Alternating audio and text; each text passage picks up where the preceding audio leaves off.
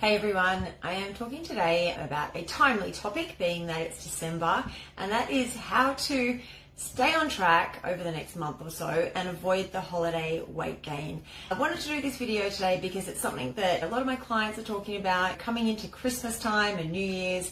It can be a bit of a stressful time of year if you've been working towards some sort of weight loss goal over the last months or years, or you just don't want to start the new year on the back foot, having put on a few kilos over this period of time. So I'm going to share with you some strategies today about how you can enjoy yourself, but still avoid the holiday weight gain that can often come with this time of year. So maybe this is for you if you're feeling a little bit stressed or anxious about gaining weight over the holidays, but at the same time you want to enjoy yourself. You don't want to feel resentful and deprived and like you're missing out because you are trying to stay on track so rigidly during this period that you can't enjoy your favorite food. So there's definitely a middle ground, and I'm going to share some strategies with you today that is going to help you stay on track, avoid the holiday weight gain without feeling deprived, resentful and bitter that everyone else is having all the fun foods and you are sticking rigidly to your diet and having no fun at all, because it can feel like a bit of that no-win situation. So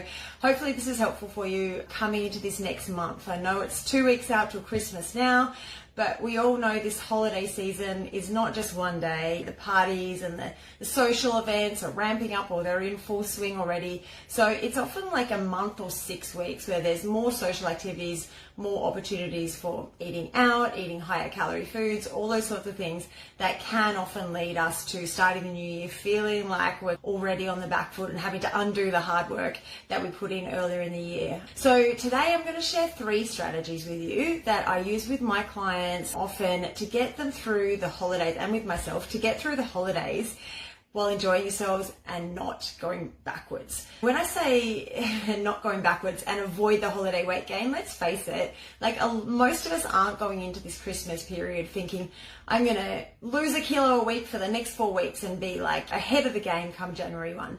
Some people might be, and absolutely I've had clients who have been really laser focused on their goals, and it's been a really high priority for them to continue their journey and their weight loss through this period. And if that's you, amazing, more power to you. But for most of us, we just want to avoid going backwards over this period. If we can maintain during this 4 to 6 weeks, then that's a win. And then you're not having to start on the back foot in January and undoing the last 4 weeks of overeating and overdrinking and eating, drinking, being merry and all of that sort of thing. And let me start by saying, of course, it's not the end of the world if you do gain a kilo or 2 over this period of time. Like a lot of people will, and that's fine. And that's life, right? Weight goes up and down.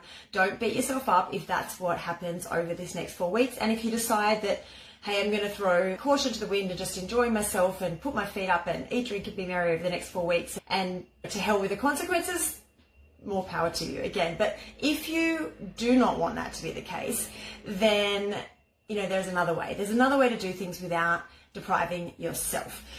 So I think the other thing to note here is that a lot of us find it harder and harder to lose extra weight, any extra weight we do put on at the moment. After 40, with changing hormones, it's not as easy as it once was to just get rid of another kilo or 2.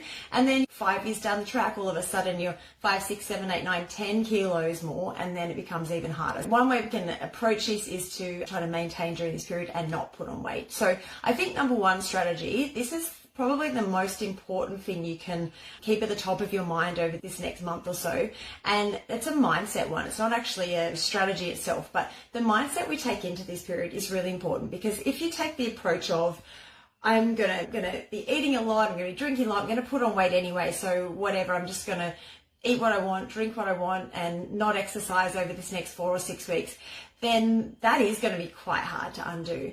I want you to imagine for a minute, to just use an analogy for a second, that you're out Christmas shopping, you're buying presents, and for 1 or 2 presents, for whatever reason, you overspend. You spend more than you had been meaning to, than you expected to. So instead of just budgeting for the next month or so, and just maybe cutting back a little bit on costs here and there just to make up for it. You just max out all your credit cards. You're like, stuff it, I've overspent on those 2 presents, so I'm just going to buy all the things and max out the credit cards and deal with that in January. That's a bit like what some of us take, the mindset that some of us take coming into Christmas time, that, whatever, it's going to be a big month of eating, drinking, socializing. I don't even want to think about it for a moment. I'm just going to eat what I want, drink what I want. And 2025 me can deal with that problem. It's still going to be you. So it's still going to be you that has to deal with that issue in another month or two. So probably might be a kinder decision to yourself if you don't want to have to work extra hard in January and February and March and April to undo that, to just take a little bit more of a moderate approach in this next month or so. If we all know, okay, we're going to have a couple of days, maybe more than a couple, where there's social events, there's eating out, there might be drinking, there's going to be higher calorie foods on offer than we might normally eat. A couple of days or a few, even 5 or 6 or 7 meals here and there, parties, whatever, of overeating is not going to make a big difference in the scheme of things. Whereas weeks or months of overeating, because we are not worrying about those few days and we're just going to make this whole period just a whatever, eat whatever I want, drink whatever I want period, those weeks or months are going to make a difference. So if we take the approach of, okay, like this meal, that's going to be obviously Christmas Day. Most of us eat more on Christmas Day, like that's a given. But there's going to be social events and parties and whatever around it, where a meal or two here and there are going to be a bit higher calorie.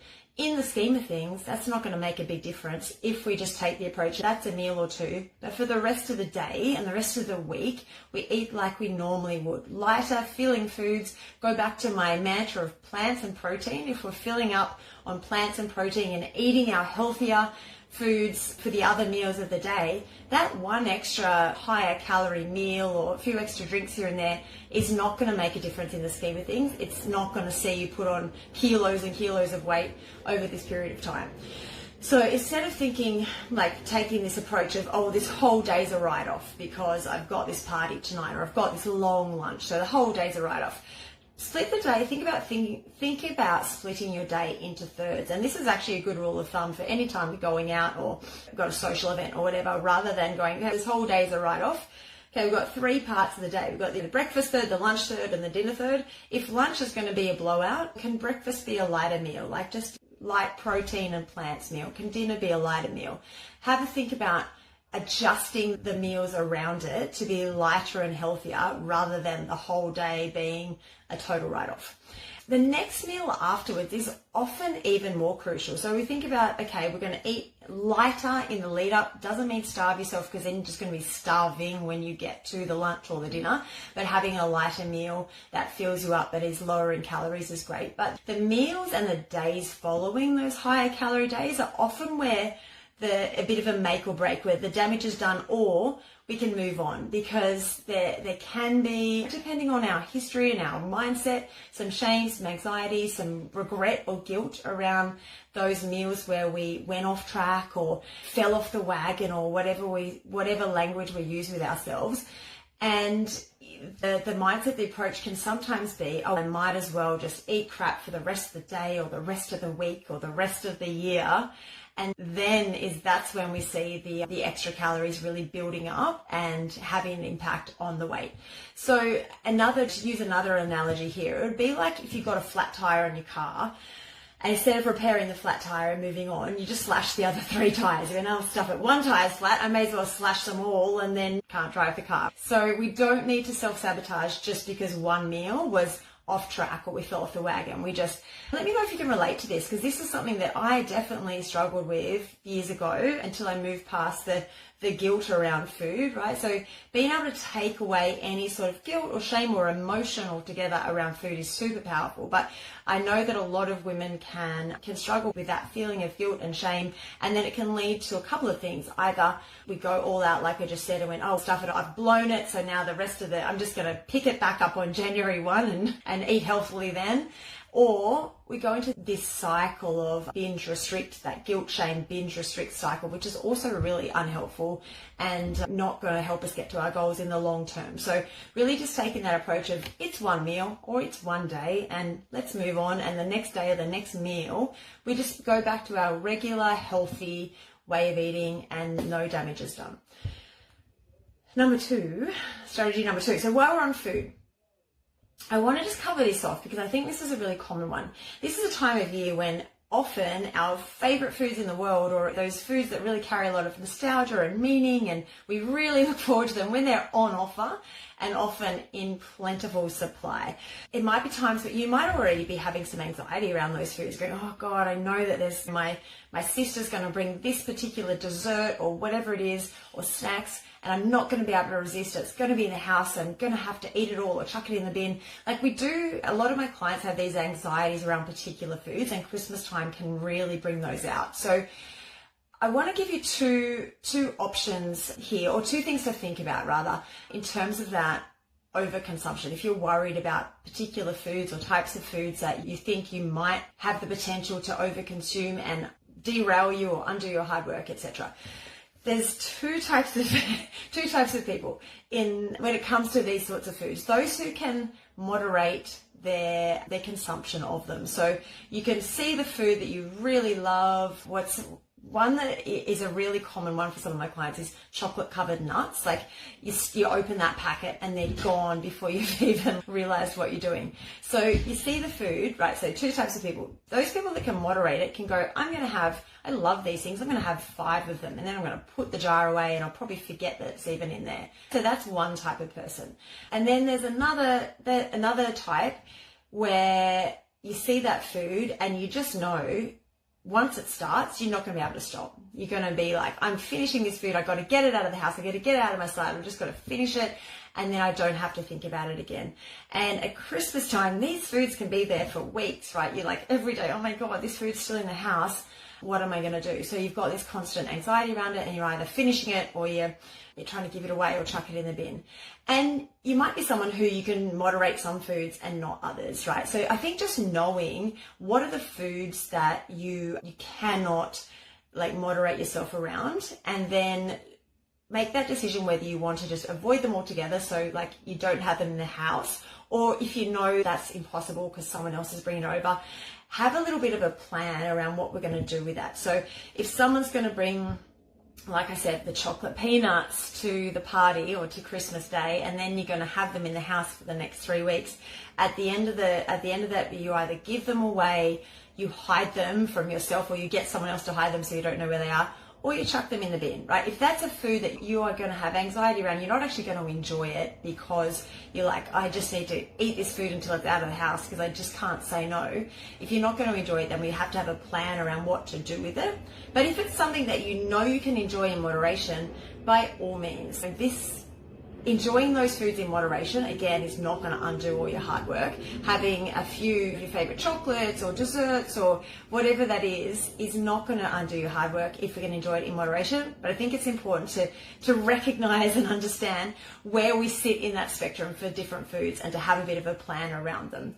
Portion them out, eating them mindfully. And if you are going to do that, make sure you enjoy the experience. If there are favorite foods that you have, that you only have at Christmas time or holiday time, and you really look forward to them, then enjoy them. If you can enjoy them in moderation, sit down, eat them slowly, eat them mindfully, enjoy the experience, and then move on, rather than seeing them as this forbidden fruit that we can't have at all. There's no more surefire way that someone will binge on something if you see it as something you cannot have, or I can't touch that because I'm on a diet, or I don't want to put on weight. So enjoy it mindfully if you can, or avoid it if you can't.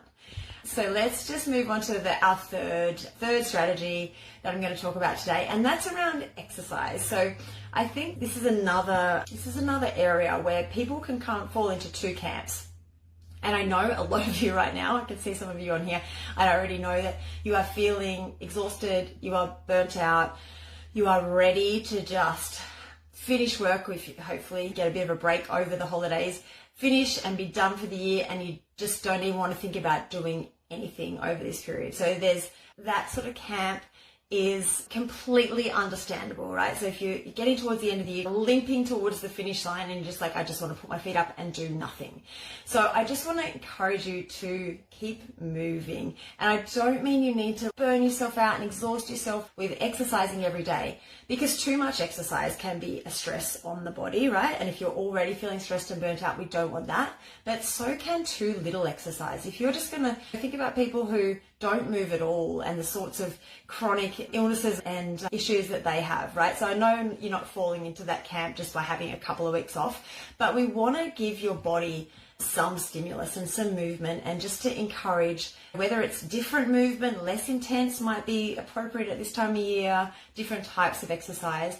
But I assure you, you're going to feel better and have more energy if you can keep moving to some extent during this period, rather than just lying on the couch for 2 weeks straight and putting your feet up and eating. So maybe it's a good time of year to think about doing some activities that you haven't got around to, you wanted to try, you haven't had either the bandwidth or the time to try during the years. Some hiking or some swimming or some strength training or some boxing, something that's really going to bring that energy up. I know sometimes we think of exercises as tiring or exhausting, but done right, exercise will really give you energy and improve that energy level. And obviously we want to use this time of year to recharge and feel good about yourself. So it could be a good time of year, as I said, to start strength training. If that's something that you're not doing currently and you're like, it's in your head, you're like, Amy keeps talking about this and everyone I hear keeps telling me I need to start strength training, but I don't really know how to start. This is maybe a great time of year to just start with those small little habits of that. Or it's something else, or you continue doing what you're doing, but maybe at a less intense level if you feel like you need a bit of a rest, and you're going to throw some walks in there and some swims and some stretching and mobility and things that are going to help you recover and feel good. The other important part about exercising and moving your body at this time of year, where if you do have days and times where there's more food consumption, right, it's going to help you obviously offset that extra energy consumption, number one. And I'm not talking about exercising to punish your body or make up for what you ate. I'm just talking about just moving your body more, using energy to offset the excess energy that you're potentially consuming.